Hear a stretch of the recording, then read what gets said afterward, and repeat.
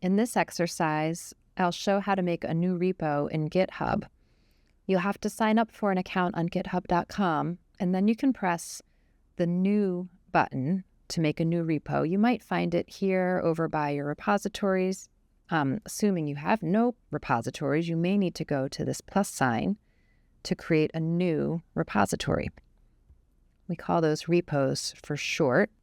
You'll see your username, and then here for the repository or the repo name, you might type in hello world. And you can see I have already done this a couple of times, so I'll make hello world 2. The other thing that we encourage you to do is check this button here to add a README file. We discovered a little bit later on that makes things easier in general when it comes time for working with CodePen. So we're just going to turn that on and create the repository. Once the repository is created, this is the landing page for the repo. So you can see you're at your username and you're inside this repo. I have my README file already.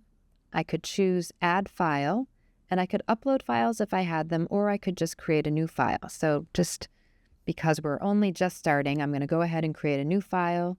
I happen to copy and paste some of that hello world basic HTML code that I've just pasted in there. And inside this file, I would like to also give it a name. So I'm going to name my first page index.html.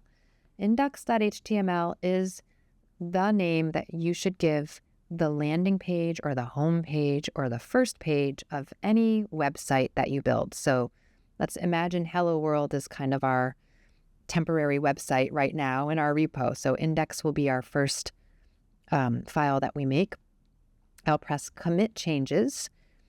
Whenever we add a file, we need to commit changes. To make the commit, we always need to add a message. I'll just leave the message that was automatically generated, and I'll press commit changes. And now in my repo, I'll see that I have a file index.html. If I click index.html, let's say I wanted to make a small edit to it, I would go over here to this little pencil icon to edit this file. And then here, let's say I wanted to make like a paragraph to say, today it is very cold outside, because it is surprisingly cold for being in Dallas right now. Okay, I made some changes. I'll press commit. Copilot is thinking of a message, or okay, add a paragraph about cold weather. Great, commit changes. And now if I come back to my repo, I can get back there by clicking here or here, either way. I will see my index file, and I will see the last change that I made, the message about the last change that I made.